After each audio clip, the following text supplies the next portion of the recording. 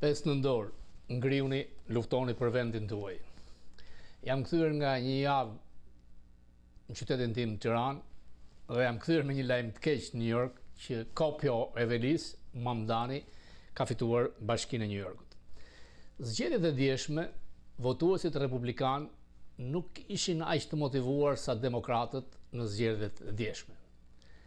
Kjo është pak a shumë historia. Për shkak se presidenti Trump nuk ishte i përfshirë drejt për drejt. Partia Republikane u godit rënd në Virginia, New Jersey dhe New York. Vitin tjetër në këtë kohë, trashëgimnia e zotit Trump do të jetë në rrezik në zgjedhjet e mesit mandatit. Kështu që duhet të jetë një pamje ndryshe. Vendi pothuajse është ndarë në mënyrë të barabartë në këtë pikë. Kështu që performanca e kandidatëve është jetik. Në New York, Zoran Mamdani ishte një prani shumë e mirë se Andrew Cuomo në frontin e personalitetit.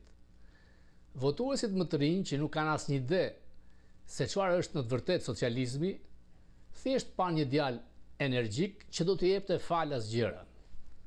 Pra është fantazma e Fidel Castros. Për më tepër qytete si New Yorku, Los Angeles, tani kanë kaq shumë votues të lindur jashtë Amerikës, sa që traditat amerikane si vetbesimi, konkurenca, po humbasin forcën. Më në fund, budallënj televiziv që thonë se votimi i dieshëm është një paralajmërues i nëntorit 2026, gabojnë si zakonisht. Shumë gjëra do të ngjasin gjatë 12 muajve të ardhshëm. Vendi do të jetë shumë herë më ndryshe. Natyrisht që gjithologët në Shqipëri çfarë nuk thonë. Mamdani me origjinë është familje indiane nga Uganda. Indianët në Uganda janë elita që kontrollojnë atë vend. Në vitin 1920 kanë pas qenë 150.000 indianë, kontrollojnë sistemin bankar, diktatori i ka dëbuar, janë kthyer përsëri.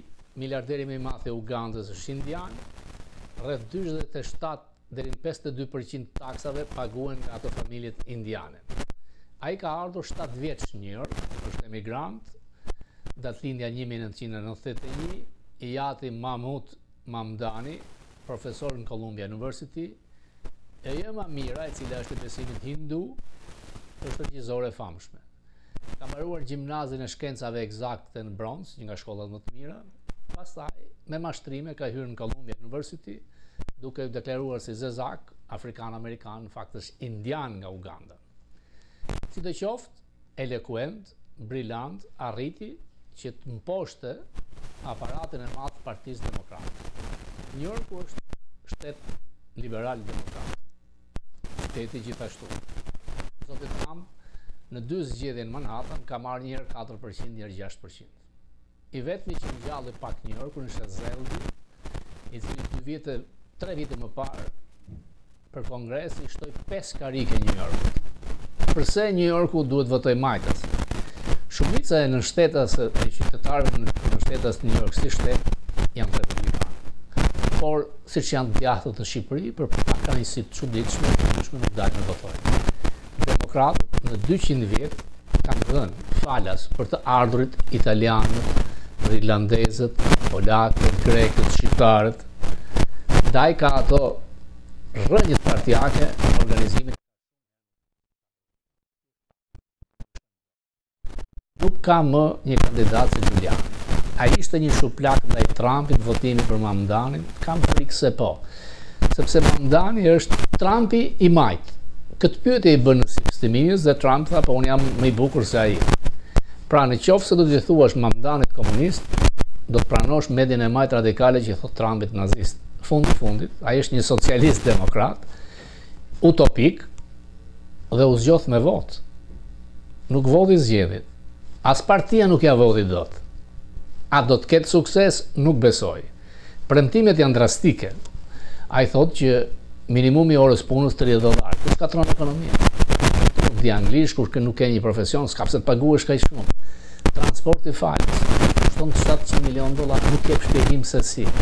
Do të ngri qerat e ndërtesave që janë me qerat të kontrolluara. Mund të aprovoj. Do të rrisë taksat ndaj miliarderëve të korruptuar si Trump, ka thënë. Mund të ketë sukses. Sa do të vazhdoj lufta, sa taksa do të mbledh miliarderët si Trump, gjithmonë gjenë ato hapësirat në ligj për të mashtruar dhe për të shpëtuar. Natyrisht që do të kontrollohet nga Këshilli Bashkiak, nuk mund të bëjë çdo gjë.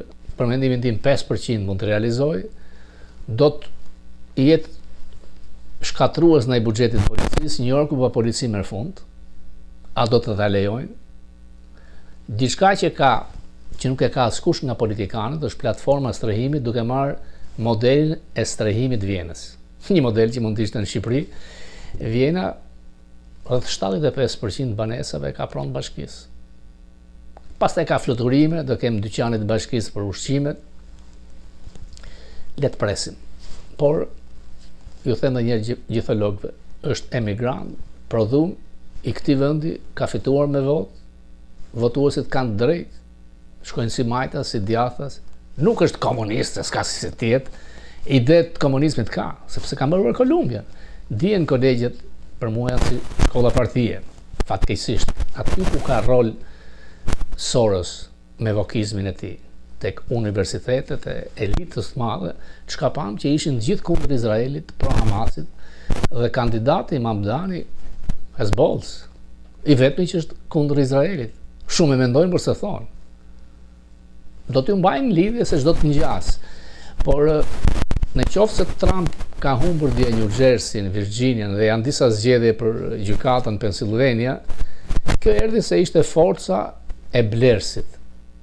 Çmimet e ushqimeve nuk janë ulur si premtoi Trump, madje janë ngritur. Inflacioni thuajse aty nuk po funksionon ende politika e tarifave të tij. Fundi fundit vendos ekonomia. Por kjo nuk do të thotë që mbas 12 muajsh skenari tjetë i tillë. Në gjykatën supreme do shqyrtohet problemi i tarifave.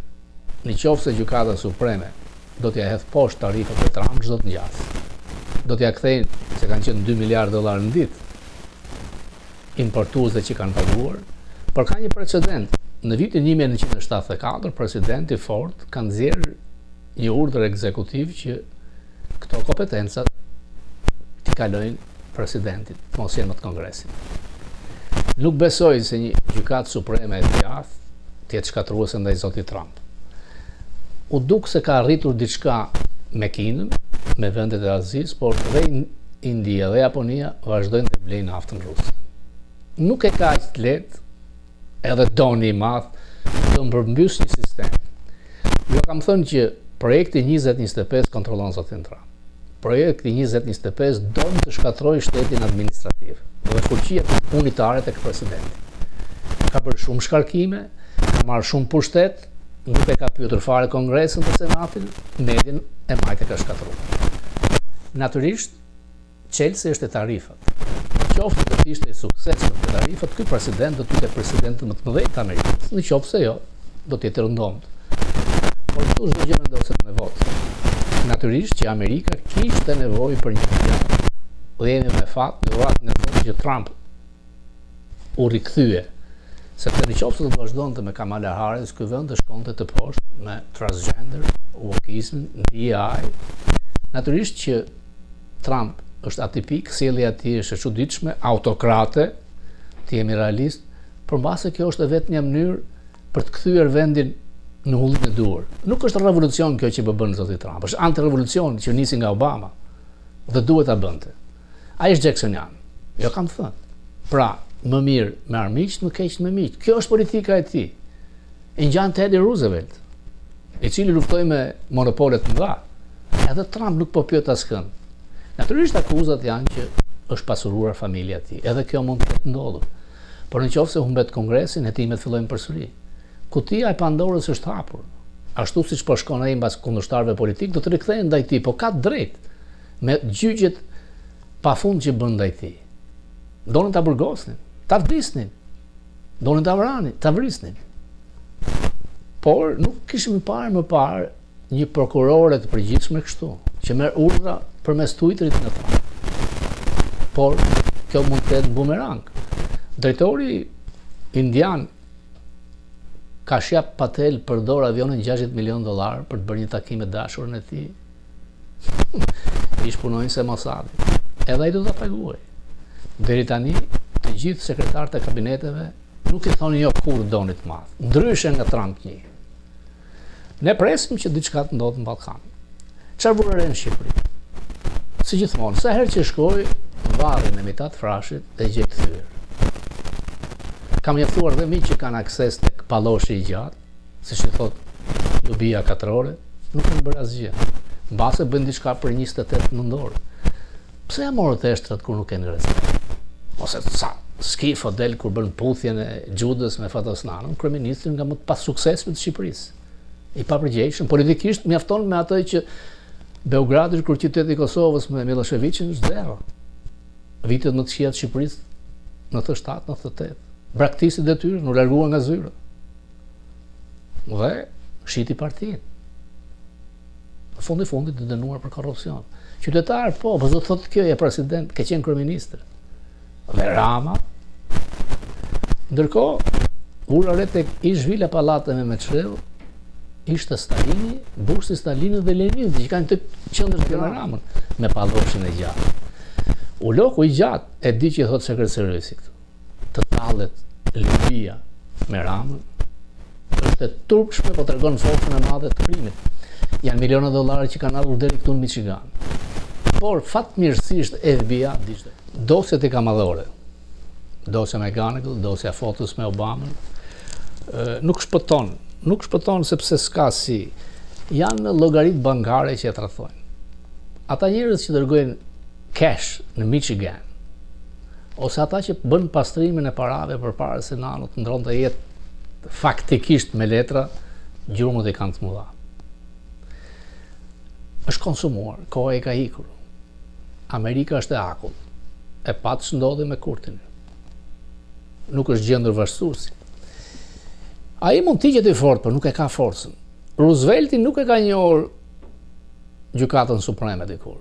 Edhe Rama, për shembull, vendimin e gjykatës kushtetuese për teatrin nuk e njoh. Pse e njeh për ligavecën e bashkisë? E donte vetë, u friksua se do mbes të zgjedhjet. Zonja zotëri, miq të mi. Ne nuk kemi kushtetutë. Kushtetutën tonë kanë bërë Greqia. Është fakt, opozita se ka votuar. Jam habitur me nivelin e antarëve të gjykatës kushtetuese. FBI ka ligaveci i bashkisë, i cili ka mashtruar, nuk ka përfunduar shkollën, nuk mund të përfundojë shkollën në Amerikë me 2 vjet. Mund blesh master në Angli që s'ka si kuptim duket tek fjalori se sa niveli ke. Është marrë nga burg. Ka 2 variante për të takuar të ziun Adams. Ka një ide që e kanë dërguar në helikopter në Vlorë për të bërë takim, por duhet dhe në ambasadën amerikane. Nëse ka qenë në ambasadën amerikane, ai ka shitur Ramën. Aty është shefi i stacionit, ka bërë deponime. Ndaj nuk e përfillin zyrtarët amerikanë. Mban mend kur Escobari vinte në Shqipëri bashkë me të shëmtuar në Jurikim, si dilin si mondra vëllezër internacionalistë në fotografi me Ramën, me Burbuqe Spiropalin, me Borzilok Ballën, me president Begaj, erdhi zoti Fleming, i cili zvendëson Escobari.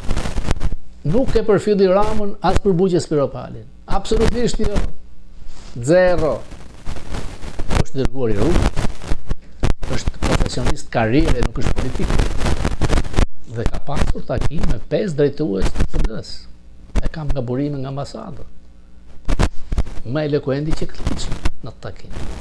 Pra kontaktet me PD-n janë, nuk është më PD-ja parti terroriste, si thoshte Juri Kimsja, Bukuroshja e Exxon Mobil. Kuptoni?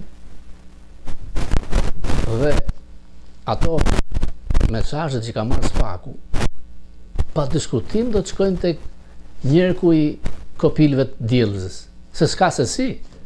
Nuk mund të ndodh Alibaba me 40 ajdut. Dhe Alibaba që pëlqen Kelza, Njeza, e lloj emra që ai ka qef shumë, i cili në një funeral bën puthjen e Judës i pështirë. Amerika nuk ja lë politikës franceze në Shqipëri. Rama aty është.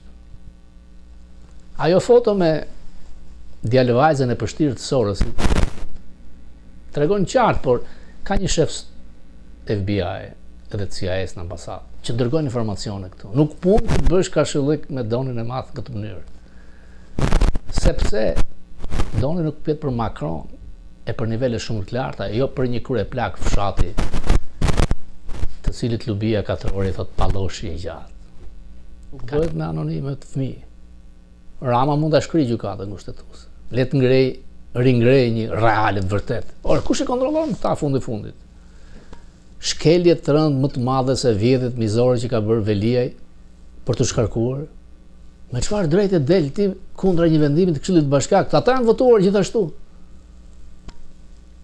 Një nga burgu, një hajdut ordiner kërkon ta rikthesh në Tiranë për inatët personale. Veliaj meriton burg, spaku s'ka pse vonon. Dënime speciale, po si në kod partisë vet.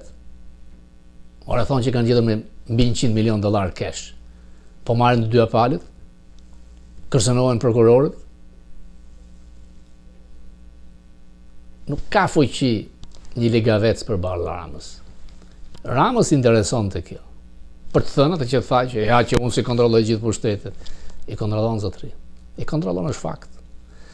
Dhe më e keqja është se ty të kontrollojnë tjerët. Por kjo është dokumentuar, i përgjuar, kudo. Flet me nivele të urta të klimit. Sepse janë përgjuar ata. E të kanë futur ty. Kudo del, nuk shputesh dot. Berisha kërkon protesta, ka drejt. Është më energjik se Rama ku e ku. Nuk mund t'jap sugjerime, jo të largohet, t'japi dorëheqje, këtu janë probleme, unë si jam antar e asaj partie. Janë me lista kandidatët. Për mua niveli i parlamentit është shumë i dobët, nga dyja krahët. Duhet të ndryshoj sistemi zgjedhor. Pra, fitoria e Mamdanit këtë tregon. Një emigrant, indian, deklarohet musliman, pa përvojë, ka qenë vetëm antari i Asamblesë të Shtetit të New Yorkut, sistemi e lejon të fitojë.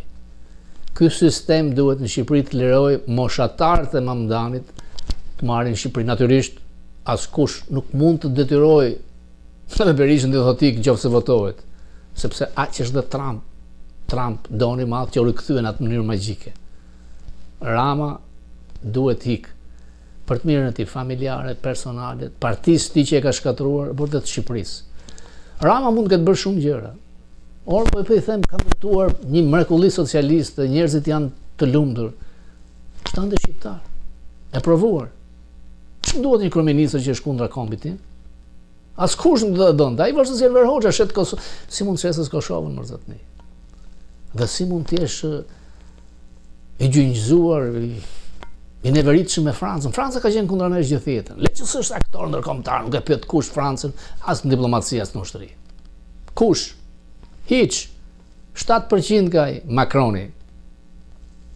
Nuk të shpëton dot as Gjorgjia Pjepri e Italisë, e llatarshme, përfaqëson djathën me forcë madhe politike dhe bashkëpunon me një vazhdues të partisë më kriminale në Ballkan, ish komuniste. Korrupsion. Në fakt në Shqipëri nuk ndodh korrupsion, është eufemizëm, vjedhje. Vjedhje dhe shikon kudo. Ajo që më bëri përshtypje, dhe i falenderoj të gjithë ata që më flisnin, njerëz të panjohur. Pra, unë shikoj qëndrimin e tyre ndaj meje, që dihet që jam i pozicionuar në krahun djathtë. Askush nuk e don edhe të majt. Enough is enough. 7 ditë kanë ndonjë rastan në Prishtinë kryeministër. Historik. Ti mund të rish më shumë se Adil Çaçani, s'do mbash mend. Do mbash mend që të kanë hikur 1 milion shqiptar, kaq. Si vlla me Vučić. Po i puth këmbët Kushnerit. Kujton se donin e madhe të mashtrosh me blerjen e dhëndrit të tij mediokër. Nuk besoj. Por zotëri, tek anija ushtarake amerikane nuk të pranuan të shkoje. Kanë ardhur 2 ose 3 zyrtarë të lartë departamentit, s'kan dënjuar të takojnë. Edhe ajo që është përfaqësuese Trump, nuk mund ta ketë titullin ambasador për forcën e ka. Ajo kryen çfarë vjen nga qendra.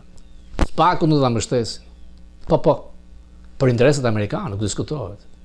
Por trafiqet që nisin nga Amerika Latine dhe vinë tek porti Durrësit ku ti e ka vënë ministër, ish drejtor, prishin interesat amerikane. Ndaj, jo a them dhe njëherë, unë, jo kam thënë disa herë, nuk më besoni mua.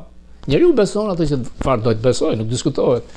Por Washington Examiner, në faqet parë, Rama, si Noriega apo Erdogan, both. Ti kërkon tjerë si Erdogan të rish gjithë jetën, por shqiptarët nuk mund të flenë gjithë jetën. Ka energji dhe unë kam besim të kej brezërit, i zgjuar, smart, me informacion. Nuk ka pse të hikim. Dhe kur vjen në avion që hyp, kalova përmes Londrës. Rracë e bukur. Në Aberdeen, pse? Shumica nga veriu. Të lënë vendin e tyre të bukur. Sepse ti nuk i do atje. Sepse ti do kopilat e djelzës, brikenat, anjezat, ato, ku di unë, emrat që servilosin ty. S'ke bërë asgjë. Thjesht një anti-shqiptar. Time to go. Unë besoj.